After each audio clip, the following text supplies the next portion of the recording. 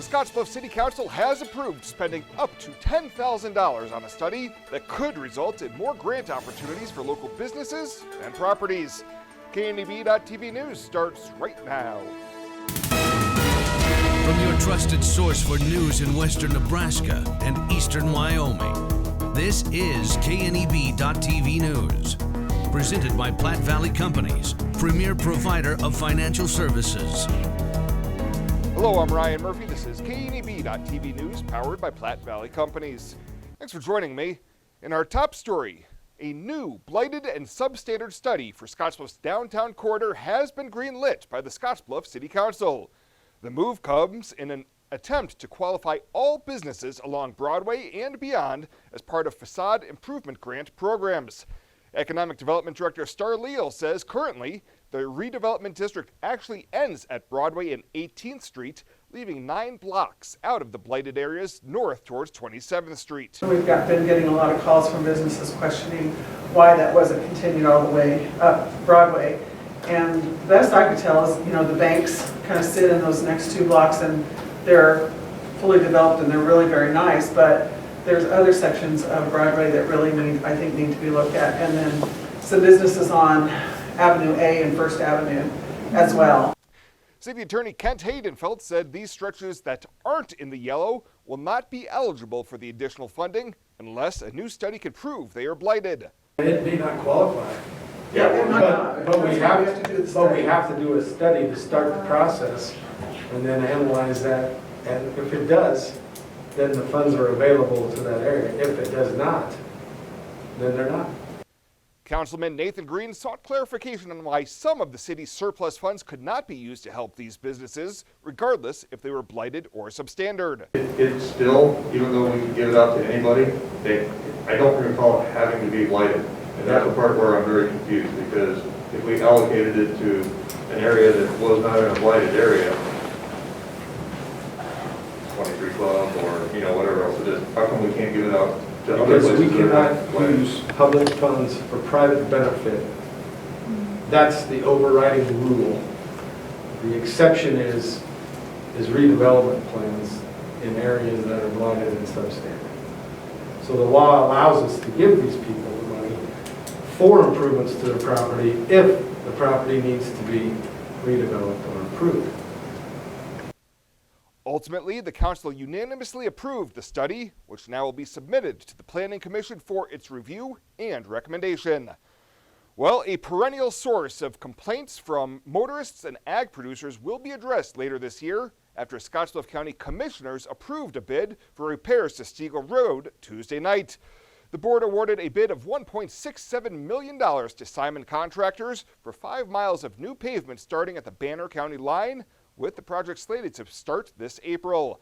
The same process and materials used for Sugar Factory Road in 2015 will be used for Stegall Road, with Road Superintendent Linda Grummert saying she wanted a project that could be built upon and requested by the board. I go back then to SHAP and we sit down and we look at everything.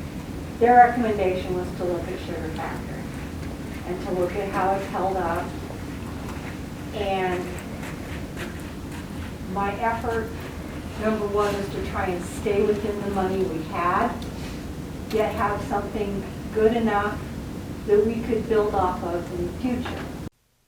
Grummert presented options to the board based on Simon's low bid, with 3 miles of construction for just over $1 million, and 2 options to add 2 more miles for about $650,000 more.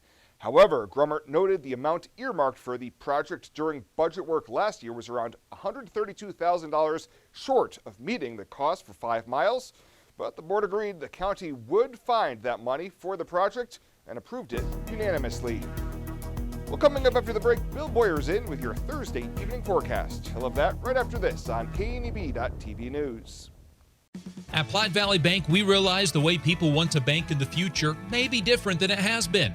As comfort levels and desires vary by person, banking may be different for some, yet not for others. We offer the best of both worlds, a traditional banking experience with our friendly tellers and an online or mobile banking option with features that you can personalize and utilize anytime, anywhere you go, so you can bank how you want, when you want, and from where you want to.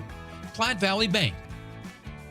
Scale Sales and Service is the one-stop shop for all your weighing needs, from laboratory calibration, packing houses, livestock, and truck sales. It's a full-service scale company from solutions to installation and 24/7 emergency service support. Scale Sales and Service is there for you because your business is their priority. Servicing 7 states with headquarters in Omaha. Scale Sales and Service, your partner for all your weighing needs. Find us today at 247scales.com. Hi, I'm Michelle Perkins of Remax Regency. After branching out, I've returned home to my roots, to the land from which I came and my family has held for 5 generations. Michelle truly understands what home means and treats you like family as she guides you through the buying and selling process, bringing the latest pricing tools that are not currently being used in this area to sell your home at the highest price in the least amount of time, and to ensure that you do not overpay when buying. So just give me a call, kick back, Remax, and settle down.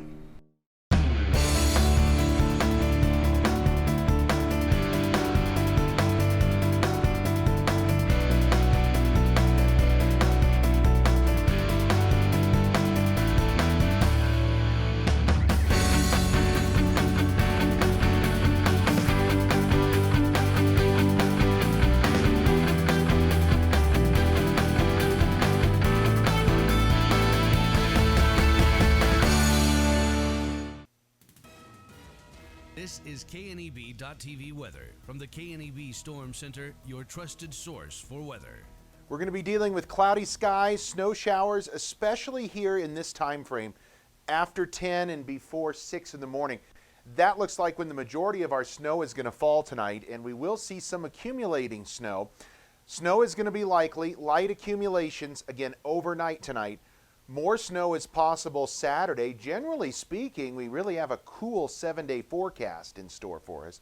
Yesterday, we hit 55 degrees thanks to those winds after a morning low of 16. We were nowhere near that today, and nothing in the rain gauge yet for 2021. We'll try to change that overnight tonight.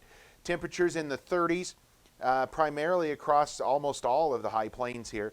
A few 40s down in portions of Kansas and some teens there in northeastern portions of South Dakota. Here close to home, we're in the 30s all across our region. 30 in Lusk, up to 39 in Scottsbluff, somewhere in between where you're at. Light winds out of the east-northeast, under 10 miles an hour, making those wind chills in the 20s and low to mid-30s out there. As we look at our forecast for tomorrow, when you get on the bus, it's going to be partly to mostly cloudy, 26 degrees when you head on the bus, and on the way home, we'll see partly cloudy skies and temps in the mid-30s. Generally speaking, tomorrow, there'll be a fair amount of clouds around the region, but it is going to be dry. Now, let's take a look at Futurecast. Here we are sitting in the 5 o'clock hour. We have all the activity, and it's very light off to our south. Notice it's going to develop right on top of us here as we go through the overnight hours. Snow develops by 10, 11 o'clock, spreads across the region. This is the question mark that we have, where that band is going to set up. You'll notice this particular model showing a decent band right along the North Platte River, then lifting off to the north towards sunrise tomorrow. Certainly the northern portions of the area have a better chance at getting some accumulating snow, but if this snow develops right where the forecast models were showing it, we could have a pretty decent band of snow here in the North Platte River Valley. Temperatures tonight into the 20s. Now tomorrow we start to shove that snow off to the northeast. By 8, 9 o'clock in the morning, it's gone, and we have clearing skies, and then another reinsurgence of clouds later on in the day. Like I said, generally speaking, we're going to have a cloudy day tomorrow for the most part, and then another round of some light snow starts to develop off to the north by Saturday morning. We'll be dealing with another round of snow Saturday during the day here across the region. Highs tomorrow going to be in the 30s, a couple of low 40s sneaking in out there. And as we look at precip, the good news is this particular computer model showing a decent amount of precip for us, between 1/10 and 2 to 3/10 of an inch of moisture. And if we can get that, that would be the most moisture we've had in quite a while. And it should equate to some accumulating snow, generally an inch or two, possible if we get in under some of those heavier bands. This showing maybe a little over 2 in a couple of areas. But again, a 1 to 2 inch swath of snow, not out of the question. Certainly, I think a heavy dusting to an inch possible for most of us. And again, if that heavier band sets up where that sets up shop for just a little bit, it's not going to be a long duration snowfall. We could be dealing with some accumulating snow, maybe a couple of inches out there. Now, as we take a look at, this is the next round This is what's coming on Saturday. It's favoring areas of northeastern Wyoming and eastern portions of Wyoming with light amounts everywhere. That more moderate snowfall totals with this model off to the northeast of us. Pretty similar situation with the American model, northern portions of the region with lighter amounts across the rest of the area. We'll see, but certainly interesting to talk about a couple of chances of snow here over the next couple of days. Periods of snow showers overnight. Light accumulations are expected, 26 for a low. Tomorrow, how about 39 with partly cloudy skies early, more clouds later on in the day. 5 to 10 mile an hour winds tomorrow is all. And then there's that next chance of snow showers in our forecast for Saturday. Highs in the low 30s is all. Maybe back to near 40 Sunday and Monday. Another system comes through by Tuesday, dropping us back in the 30s. And then finally by Thursday of next week, maybe back up into the mid 40s. But generally speaking, a cooler and a little more interesting 7-day forecast than what we've had so far in all of 2021. The holidays are a time to connect with family, with friends, with each other. After a busy year, the holidays are a perfect time for laughing together, playing together, talking together, and celebrating together.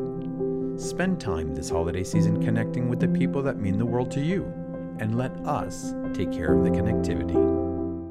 Many people count on space heaters and electric blankets to help stay warm in the winter. Here are a few safety tips. Space heaters need space all around them. Only buy space heaters that are tested and labeled by a national recognized facility. Before using a space heater or electric blanket, inspect the cord for cracks or warm spots. Finally, turn off electric blankets when not in use. Space heaters and electric blankets can provide needed comfort or can be deadly if not used with care. So use caution this winter season. This message is brought to you by Chimney Rock Public Power District, your touchstone energy partner, the power of human connections.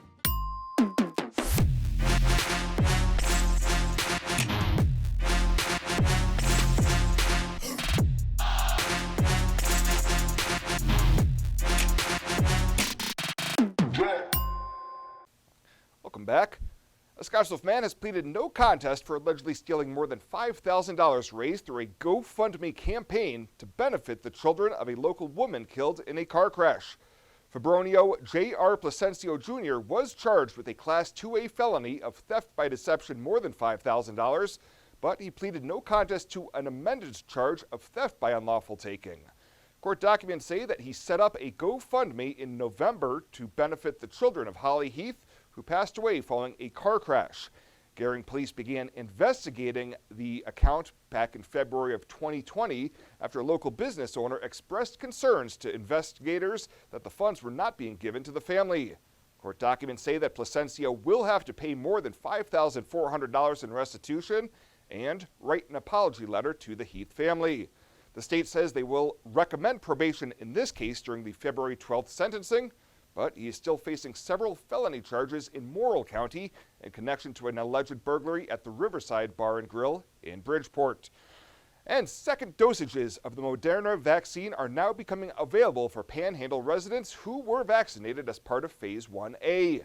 Here in Scottsbluff County, Public Health Director Paulette Schnell tells KNEB News that distribution started on Wednesday. We received enough to cover all the people that we had done our first round of doses on. We've received a second doses on, and we're starting to do those. It was 1 month ago today that we gave our first doses out in the community, and so we're starting to do the second doses, and we'll continue to do those. Schnell says for those who are approaching the time frame for a second dosage, there are two methods for notifications. Those who were vaccinated through coordination from their employers, such as first responders, will be notified through the workplace, while others who went through a drive-through shot clinic will be notified through the Panhandle Alert System. Well, Governor Pete Ricketts weighed in on the wake of President Biden's decision to cancel the Keystone XL pipeline presidential permit. Ricketts says that the pipeline is critical for putting together an all-of-the-above strategy for North America energy independence. He feels that failure to construct the pipeline would mean more dependence on overseas energy sources, as well as fewer jobs and less property tax relief for Nebraskans. Ricketts concludes that this is a project that would greatly benefit not just Nebraska, but also our whole country, and it is his hope that TC Energy presses forward. And the Nebraska Capitol was mostly quiet as President Biden was sworn into office yesterday, but there was more security than usual inside of the building. Members of the Nebraska State Patrol stood watch inside the building's public entrances, but business otherwise continued as usual. Outside, a total of 3 protesters walked around the building's perimeter waving a Trump 2020 campaign flag and a flag that said, "Biden is not the president." Lawmakers spent their morning session introducing bills to be debated later this year. Well, straight ahead, Chris Cottrell in with the latest from the world of sports. You'll have that in just 90 seconds. I've struggled with my weight since I was 13, but weight loss surgery changed my life. I've lost 120 pounds, 80 inches, and gained a whole new outlook on life. Weight loss surgery may be the answer to your weight and health problems. Regional West offers the support of skilled surgeons and a dedicated bariatric team for your journey to a healthier you. Learn more about weight loss options at Regional West. It's time for a new you. Are you looking for the perfect place to hold a wedding, family reunion, holiday office party, or business meeting? Well, look no further. The Hampton Inn and Suites Hotel and Conference Center is just the place for you. We're a full-service banquet facility that can host up to 400 of your guests. Stop in and see our spacious open-concept meeting rooms and begin planning your special event or family gathering today. Let us do the work for you so you can enjoy your guests. For personal service, stop by the Hampton Inn and Suites front desk. For more than 162 years, FNBO has been with you where you are. A bank committed to helping you earn more and save more, so you can do more, both big and small. It's what you can expect from the great big small bank. Now, sports from the FNBO Sports Desk. FNBO, the great big small bank.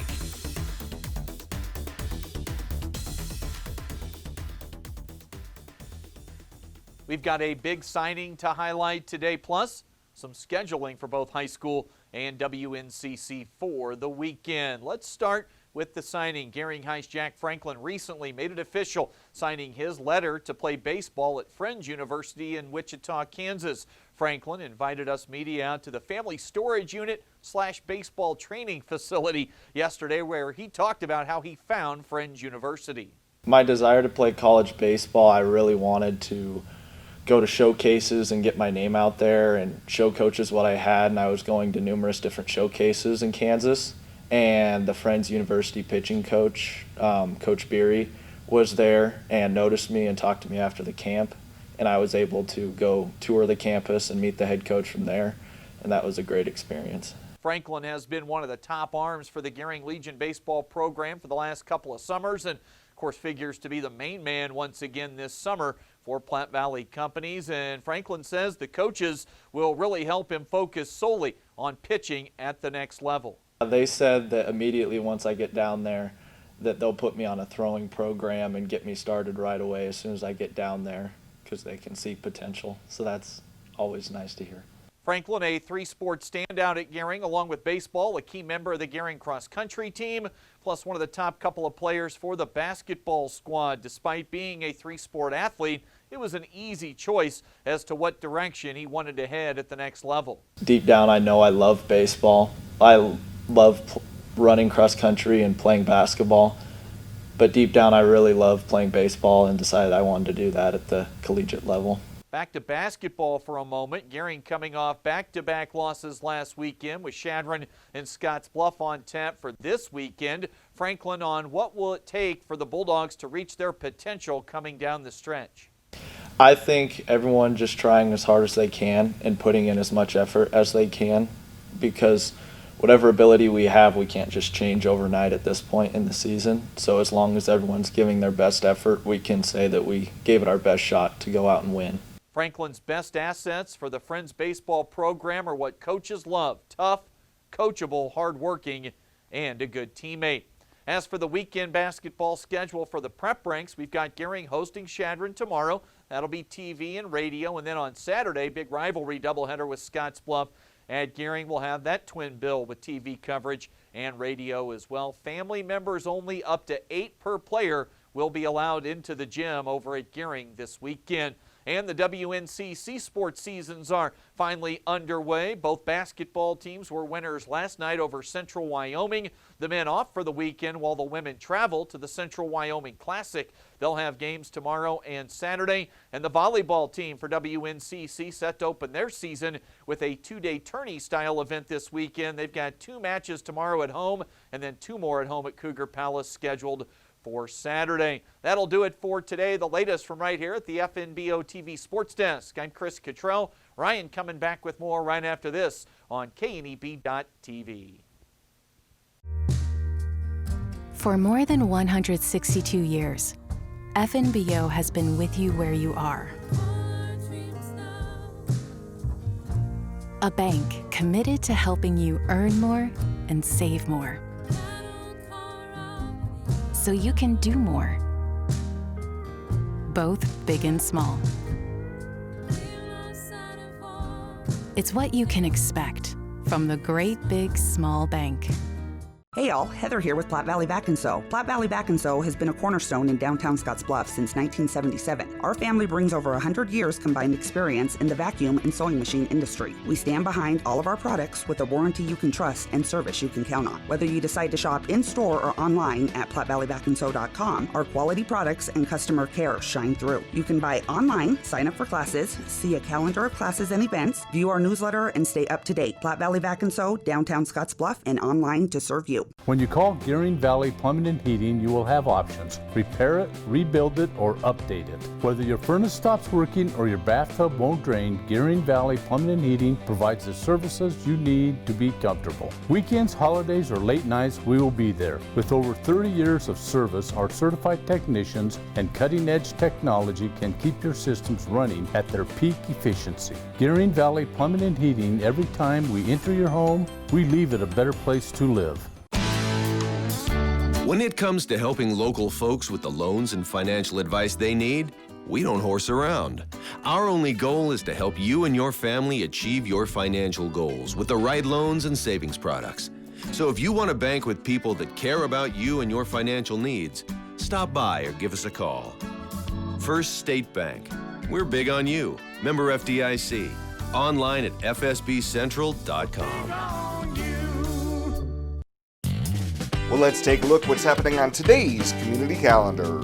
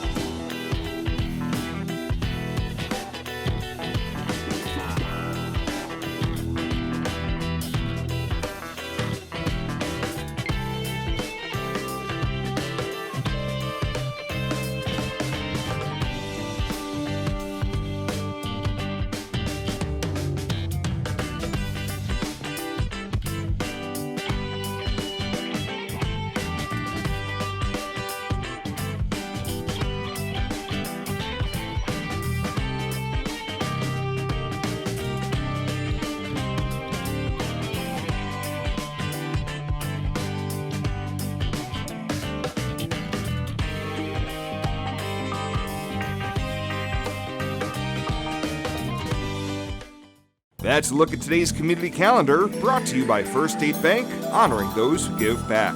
Nominate your community champion at fsbcentral.com.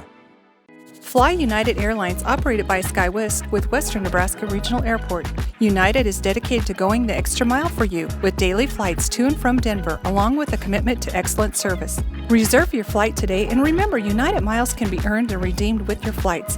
While at the airport, stop and enjoy authentic Italian food at Roma Italian Restaurant. Plus, Hertz Thrifty Car Rental is there for your car rental needs. Make life easier, relax, and get on board with Western Nebraska Regional Airport. At Platte Valley Investment Center, we believe in personalized planning for your financial goals. As your retirement income partners, our concern for your success, combined with resources from Raymond James, can help you make confident decisions for your financial future. Our team of financial advisors will help you make your money work just as hard as you did to earn it. After all, our goal is to help you reach your financial goals. Call me, Jody Rosiska, or Kevin Fig, Financial Advisors, to set up your free, no-obligation pre-retirement review.